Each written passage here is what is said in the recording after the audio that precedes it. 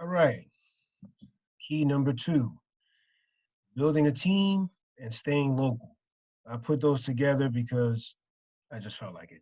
But anytime you start an endeavor, right, you're putting a team together. You got to put a team together. In this case, because first of all, real estate is a team sport. You can't do this by yourself. You got to have a team. Um, so you got to have. If you're not a realtor, like I'm not a realtor in Jersey.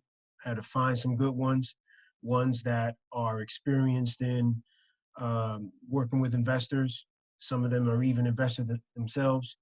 Um, a good real estate attorney, contractors, so forth. That's very important. All of that stuff is very important.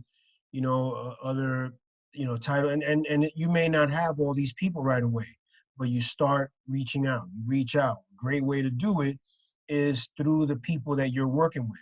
I can't tell you when we started how many referrals for different professionals in different lines of the industry that we got from speaking to our realtor, speaking to our builder, so forth, our attorney, and even people on the seller side, that would refer someone to us. That's how we got the hard lender that we used for our first deal. So, and then obviously you want to go to meetups. Meetups are a great resource to meet and connect with other like-minded professionals.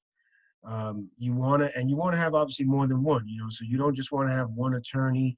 You don't just want to have one um, appraiser, one realtor, one loan officer. You want to have several, and obviously in pretty much every city there are RIAs, real estate investor associations.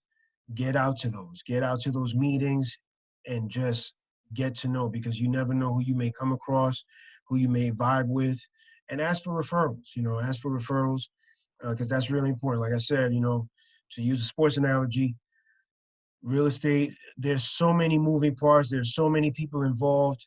You gotta know, you have to have people that you can work with. You have to have a team. The second part to that, so if you want to say kind of like 2A, 2B, 2A, build your team, 2B is staying local. I think it's really important. Now, again, this list that I'm creating, it's for new investors. For example, me coming from New York City to Patterson, I'd get to Patterson in about 30 minutes, roughly. It's pretty much a straight shot.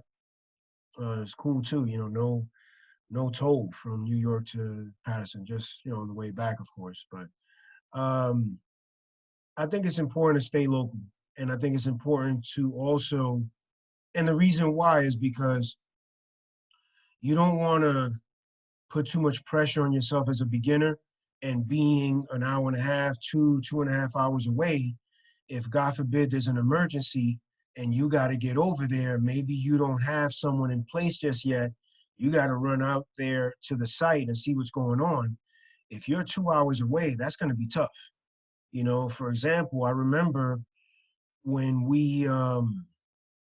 this was after we had rehabbed that two family that I mentioned, we had tenants in place. There was a little work that we did on one of the boilers, and one day I get a call that there was a smell from the tenants, from both tenants, that they were getting like a gas smell. They were getting a gas smell. I called PSE&G, who's the energy company in Jersey, and I immediately obviously headed out there. I was in New York when I got the call, and I was able to meet the person from PSE&G out there, and I was literally there in about a half hour. And luckily it wasn't a serious issue. They took care of it. But you see, had I been an hour, two away, shit, that's tough, especially if you don't have someone there. You know what I mean? And because especially when you're starting out, you want to take the bull by the horns. You want to address things and make sure that things are getting taken care of the way they need to be. So that's why it's important to stay local. Now, once you grow, once you want to expand, you have great people, you have the money that you could pay people, good people to help you out when you're investing, in different cities, out of state, whatever. Cool, more power to you. But starting out, it's important to stay local. All right. So hopefully that was helpful. So build your team, very important. And I think it's important to stay local, within, I would say, if possible, within less than an hour from where you are. I think that would be very helpful. All right. So thanks for checking this out. Uh, Number 3 will be knowing your exit strategy. All right. Stay tuned for that.